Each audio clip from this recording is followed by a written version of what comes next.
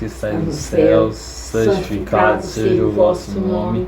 Venha a nós o vosso reino, seja feita a sua vontade, assim na terra como nos céus. O pão nosso de cada dia dai-nos hoje. Perdoai as nossas dívidas, assim como nós perdoar os nossos devedores. E não deixeis cair em tentações, mas livrai-nos de todo mal. Ave Maria, cheia de graça, o Senhor é convosco. Bendita sois vós entre as mulheres, bendito é o fruto do vosso ventre, nosso Jesus. Santa Maria, Mãe de Jesus, rogai por nós, pecadores, agora e na hora de nossa passagem. Que assim seja. Do livro Palavras de Vida Eterna, página 248, na execução do melhor. Consideremos uns aos outros para nos estimularmos à caridade e às boas obras. Paulo, Hebreus, capítulo 10, versículo 24. Desertaram companheiros dos quais contávamos receber apoio e incentivo para a realização do serviço que nos compete. Determinados amigos tomaram destaque nos interesses do mundo e empreenderam grandes negócios materiais. Outros granjearam influência política e como que se afastam da senda que palmilhamos. Outros ainda adquiriram prolongados compromissos de natureza familiar e jazem aparentemente agrilhoados às paredes domésticas. Surgem os que receberam encargos públicos e distanciaram-se transitoriamente de nós. Vemos os que conquistaram títulos profissionais, depois de aturados estudos, figurando-se-nos arremessados a vínculos outros, compelidos a centralizar atenções e energias em assuntos que nos escapam. Assinalamos os que sofrem pequeninos desenganos, bandeando-se para novas esferas de atividade. Aparecem os que se dizem necessitados de mais dinheiro e despedem-se no rumo das aquisições que não mais se coadunam com o nosso modo de pensar e de ser. Abraçamos sensibilizados os que se afirmam tangidos por imposições particulares, largando-nos o convívio por se transferirem da sua residência. Em muitas ocasiões, somos naturalmente induzidos a lastimar essa ou aquela modificação, premidos por nossa fraqueza humana. Entretanto, para todos os casos de semelhante expressão, a palavra do apóstolo Paulo é uma advertência ao otimismo e à serenidade. Seja qual for a posição que nossos companheiros sejam chamados, consideremos-nos uns aos outros por irmãos necessitados de apoio recíproco e saibamos estimulá-los à caridade e às boas obras, sustentando-lhes o ânimo no trabalho e auxiliando, quanto nos seja possível, a cada um deles na execução do seu melhor. Agora o Evangelho, capítulo 21. Haverão falsos cristos e falsos profetas. Vamos ler o tópico dos caracteres dos verdadeiros profetas. Desconfiai de uma multidão de ambiciosos e de intrigantes se coloca como reformadores e como messias. É contra esses impostores que é preciso se manter em guarda, e é dever de todo homem honesto desmascará-los. Perguntarei sem dúvida como se pode reconhecê-los. Eis os seus sinais. Não se confia o comando de um exército, senão a um general hábil e capaz de dirigi-lo. Credes, pois, que Deus seja menos prudente do que os homens? Estais certos de que Ele não confia as missões importantes, senão aqueles que sabes, capazes de cumpri-las. Porque as grandes missões são fardos pesados que esmagariam um homem muito fraco para os carregar. Como em todas as coisas, o mestre deve saber mais do que o aprendiz, para fazer avançar a humanidade moral e intelectualmente. São precisos homens superiores em inteligência e em moralidade. Por isso são sempre espíritos já muito avançados, tendo cumprido suas provas em outras existências que se encarnam com esse objetivo. Porque se não são superiores ao meio no qual devem agir, sua ação será nula. Isto posto, conclui que o verdadeiro missionário de Deus deve justificar a sua missão pela superioridade, por suas virtudes, por sua grandeza, pelo resultado e pela influência moralizadora de suas obras. Tirai ainda essa consequência. Se ele está por seu caráter e suas virtudes, sua inteligência, abaixo do papel que se atribui, ou do personagem sob o nome do qual se abriga, não é senão um estrão de baixa categoria, que não sabe mesmo copiar o seu modelo. Uma outra consideração é que a maioria dos verdadeiros missionários de Deus se ignora a si mesmo. Eles cumprem aquilo para o que foram chamados pela força do seu gênio, secundados pela força oculta que os inspira e os dirige com seus desconhecimentos, mas sem propósito premeditado. Numa palavra, os verdadeiros profetas se revelam por seus atos, são adivinhados, enquanto que os falsos profetas se colocam, eles mesmos, como os enviados de Deus. O primeiro é humilde e modesto. O segundo é orgulhoso e cheio de si mesmo. Fala alto e, como todos os mentirosos, parece sempre temer não ser acreditado. Tem-se visto esses impostores se apresentarem como apóstolos de Cristo, outros pelo próprio Cristo. E o que envergonha a humanidade é que tem encontrado pessoas bastante crédulas para dar fé a semelhantes torpezas. Uma consideração bem simples, entretanto, deveria abrir os olhos dos mais cegos. É que o Cristo, se encarnasse na terra, viria com todo o seu poder e todas as suas virtudes, a menos que se admitisse o que seria absurdo, que tivesse degenerado. Ora, da mesma forma que tirardes a Deus um só dos seus atributos, não tereis mais Deus. Se tirar uma só das virtudes do Cristo, não tereis mais o Cristo. Aquele que se apresenta como Cristo tem todas as suas virtudes? Aí está a questão. Olhai, percrustai seus pensamentos e os seus atos, reconhecereis que lhes faltam, além de tudo, as qualidades distintivas do Cristo, a humildade e a caridade, ao passo que se tem o que ela não tinha, a cupidez e o orgulho. Notai, aliás, que há nesse momento, em diferentes países, vários pretensos Cristos, como há vários pretensos Elias, São João, São Pedro, e que necessariamente não podem ser todos verdadeiros.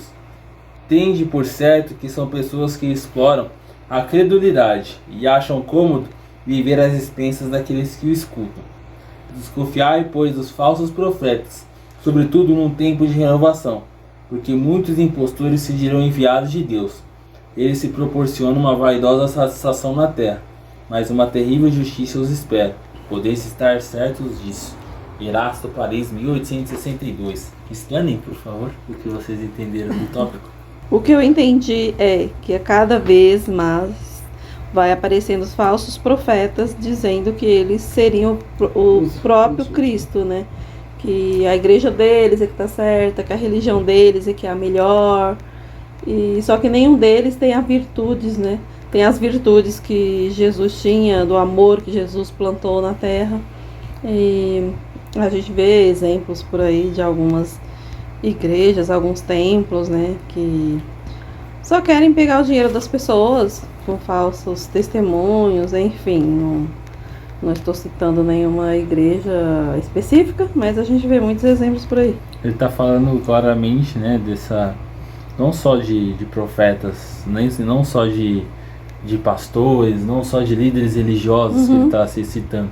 Ele fala também de pessoas que chegam na nossa vida também, sim, se dizendo ser pessoas boas, do bem, entendeu? E quando você vê, as pessoas não têm a virtude. As pessoas não têm virtude de uma pessoa de bem também. Ele não está só falando dos líderes religiosos. Ele está falando que em todos os aspectos da nossa vida chegarão falsos líderes, chegarão falsas pessoas, chegarão pessoas que se dirão ser uma coisa e são outras. E que se uma pessoa ela é tão boa assim, se a pessoa ela tem todas essas qualidades que ela esbanja, não pode faltar virtudes que ela mesma fala. É que nem ele fala, se a pessoa é o Cristo não seria o Cristo se não tivesse as suas virtudes. Se a gente considerasse tirar as virtudes do Cristo, ele não seria mais o Cristo, entendeu? Então, se a pessoa é um profeta, se a pessoa é um apóstolo, se a pessoa é um mensageiro, ela tem que ter essas qualidades de mensageiro, de profeta, de líder, né? Humildade, entendeu? Essas virtudes. E ele mesmo diz, né, como diferenciar uma pessoa, um falso profeta, né, de uma pessoa que realmente que é um missionário, né? ele fala que é olhar as suas obras, olhar o que ele faz, olhar o que ele diz, o que sai da boca dele e o que ele pratica. Exatamente. Porque às vezes é uma pessoa só teoria. Exatamente. A pessoa ela fala bonito, ela discorre muito bem, mas quando você vai ver a vida pessoal dela, entendeu? Às vezes ela é um profissional, é um fariseu. O que o Cristo ele vem questionar ali dentro do tempo dele? Os fariseus que falavam bonito, que eles sabiam a lei de cor e sorteado. Só que quando chegava na hora da prática, ele via que as pessoas exploravam os mais pobres, que chegava na hora de praticar caridade, só porque era num sábado de Shabá, ele não podia mexer no doente, ele não podia ir na casa de quem mais precisa. Que a pessoa ia fazer uma bondade de curar. Exatamente. O doente, né? E é o que o Cristo vai falar, né? O homem não foi criado para o sábado, mas sim o sábado para o homem. Para o homem. Entendeu? Que era o dia que eles descansavam totalmente. Se a pessoa estivesse morrendo, você não podia sair da sua casa curar a pessoa. Então isso é uma hipocrisia. O que adianta você resguardar o sábado se você é podre por dentro? É isso que Jesus estava falando. É isso que ele vai questionar na sua época. As pessoas não se incomodavam de Jesus estar curando as pessoas. Elas como se incomodavam de Jesus estar curando no sábado. Porque era sábado. Então, essas hipocrisias que Jesus veio desmascarar. Porque se uma pessoa é um líder, se a pessoa é um profeta, se uma pessoa é um mensageiro, um apóstolo, seja lá o que seja, ela não pode entrar em contradição dentro das suas virtudes. Ela não pode ser hipócrita, ter hipocrisia dentro do que ela faz, dentro do que ela pratica. Então, é isso que Kardec vem mostrar aqui pelo espírito de Erasto, né? Para tentar a gente não se ficar admirado por falsos profetas. Porque existe muitas mensagens bonitas. Verdade. Muitas tanta gente, tantas palavras. Explanações, explicações incríveis. Mas quando a gente vai ver a vida pessoal da pessoa, a pessoa ela não segue nada do que ela está falando. Então, existem muitos fariseus do século XXI, que eu falo. Eles são fariseus, pessoas que são profissionais da religião. Elas falam bem porque elas vivem daquilo. Elas ganham para isso. Elas estudam 24 horas aquilo. Mas quando vai praticar na vida pessoal dela, ela falha, entendeu? É um exemplo que a gente vê atualmente também. Até para aprender, né, a religião, aprender sobre a doutrina, muitas vezes você tem que pagar, né? Tem que fazer cursos para isso. Sendo que a gente tem, tem livre. A gente pode... A gente tem a Bíblia, a gente tem qualquer livro, pode encontrar em qualquer lugar. Qualquer pessoa pode pregar, né? Passar para frente a mensagem por amor e não só pensar em dinheiro. Eu vou passar porque eu vou ganhar tanto. Lembrando que o Chico fazia um evangelho embaixo de um abacateiro, no meio de uma comunidade. Exemplo de humildade. Quando você olha, quando você vai ver Uberaba, é no meio de uma comunidade, tinha um abacateiro. Então toda 2 horas da tarde ele ia lá, abria o evangelho e um monte de pessoas se reunia com ele, para ele ler o evangelho, para ele explanar o evangelho. Então, agora é muito esse negócio, é curso. Você vai entrar, você tem que fazer curso A, B e C para trabalhar dentro de uma casa espírita.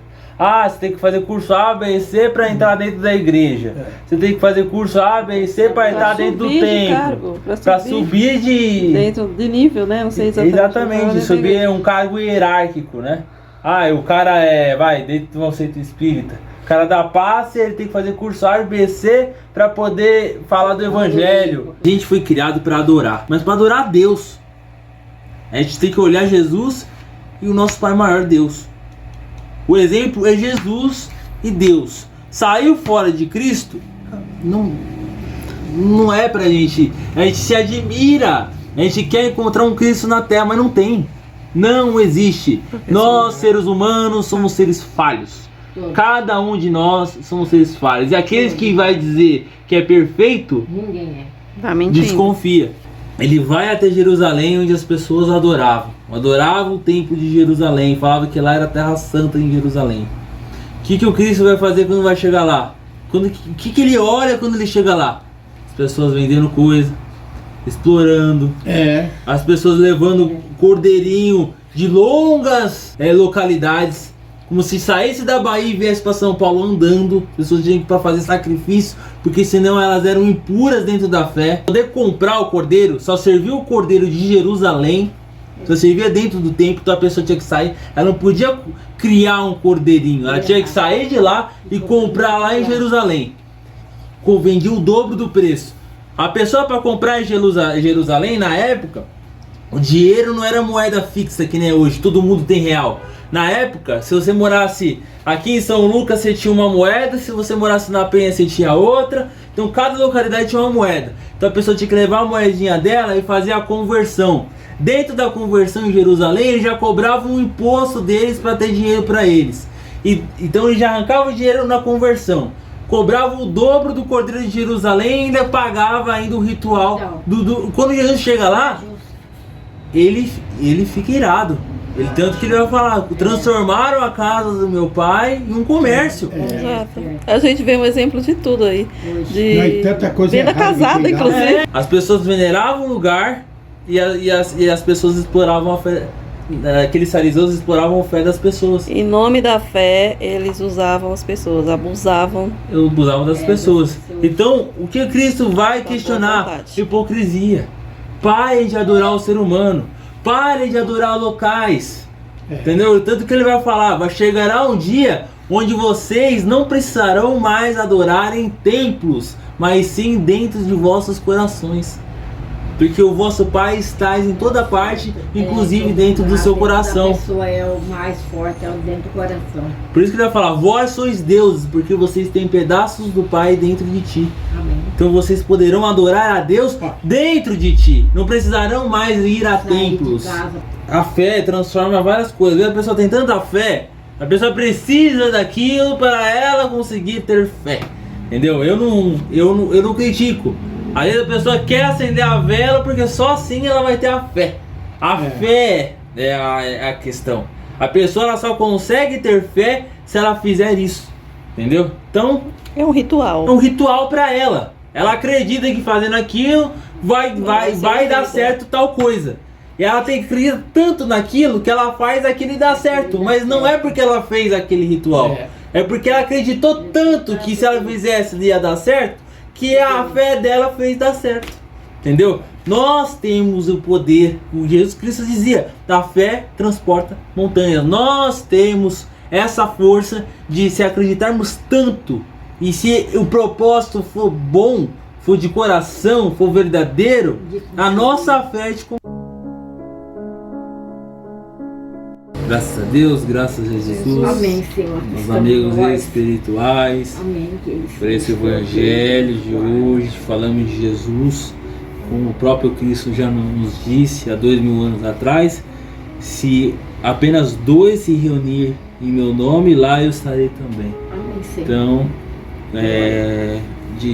de alguma forma, falando de Jesus, falando de suas palavras, ele também está aqui. Amém, falando conosco, falando com essas lições milenárias, e que essas lições consigam entrar dentro dos nossos corações, que esse tempinho que nós estivemos conversando, a gente mudou nossas vibrações, mudou nossas energias, a gente conseguiu nos concentrar dentro das lições de Jesus. E quando falamos de Jesus, falamos de boas energias, falamos de cura, falamos de verdades, falamos de lições que, se colocarmos dentro dos nossos dia a dia, seremos seres humanos melhores. Como o próprio Calvino dizia há 500, 600 anos atrás: o que vês de bom em mim é Cristo, o que vês de mal em mim sou eu mesmo. Então o que é bom em mim é Cristo. O que você vê de bom em mim é Cristo. O que você vê de mal em mim sou eu mesmo. É o erro do ser humano, ele fala. Então, é isso mesmo. Graças a Deus e graças a Jesus. Pai nosso que estais nos céus, santificado seja o vosso nome. Venha a nós o vosso reino. Seja feita a sua vontade, assim na terra como nos céus. O pão nosso de cada dia dai-nos hoje. Perdoai as nossas dívidas, assim como aprendemos a perdoar os nossos devedores. E não deixeis-nos cair em tentações, mas livrai-nos de todo o mal, que assim seja. Ave Maria, cheia de graça, o Senhor é convosco. Bendita sois vós entre as mulheres, bendito é o fruto do vosso ventre, Jesus. Santa Maria, Mãe de Jesus, rogai por nós, pecadores, agora e na hora de nossa passagem, que assim seja. Graças a Deus. Graças a Jesus.